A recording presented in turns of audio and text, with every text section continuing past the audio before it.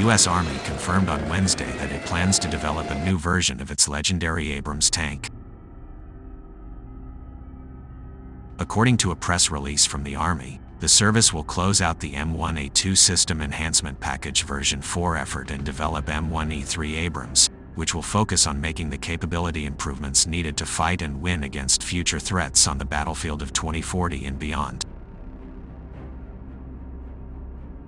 We appreciate that future battlefields pose new challenges to the tank as we study recent and ongoing conflicts, said Brigadier General Jeffrey Norman, director of the Next Generation Combat Vehicle Cross-Functional Team. We must optimize the Abrams' mobility and survivability to allow the tank to continue to close with and destroy the enemy as the apex predator on future battlefields. The Abrams tank can no longer grow its capabilities without adding weight, and we need to reduce its logistical footprint, said Major General Glenn Dean, Program Executive Officer for Ground Combat Systems. The war in Ukraine has highlighted a critical need for integrated protections for soldiers, built from within instead of adding on. The Abrams main battle tank is a full-tracked, low-profile, land combat assault weapon that enables soldiers to dominate their adversaries through lethal firepower, unparalleled survivability, and agile maneuvering. It closes with and destroys the enemy using mobility, firepower, and shock effect. Years of testing, analysis, soldier feedback, and maturing technology culminated in this strategic decision. The new approach balances costs with the Army's needs and invests in the nation's defense industrial base.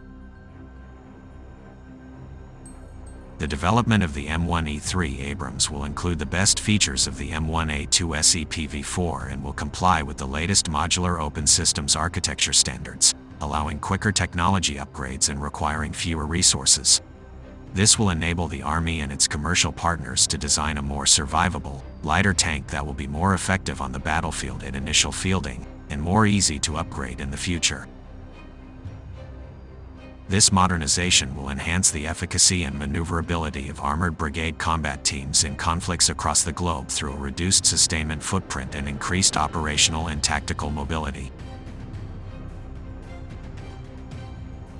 The Army will continue to produce the M1A2 SEPv3 at a reduced rate until production transitions to the M1E3 Abrams, and the Army will carry technologies forward into the SEPv4 Abrams modernization effort. The M1E3 Abrams nomenclature is a return to the Army's standard use of its type classification and nomenclature system for our combat vehicle fleet, said Dean. The E designation represents an engineering change to an existing platform that is more significant than a minor modification and serves to designate the prototype and development configuration until the vehicle is formally type classified and receives an A designation. This is distinct from the XM designation used for new prototype systems. Initial operational capability is anticipated in early 2030s. As longer-range threats increase in both lethality and survivability, the M1E3 Abrams will be able to defeat those threats. The Abrams main battle tank remains the most lethal, protected tank in the world.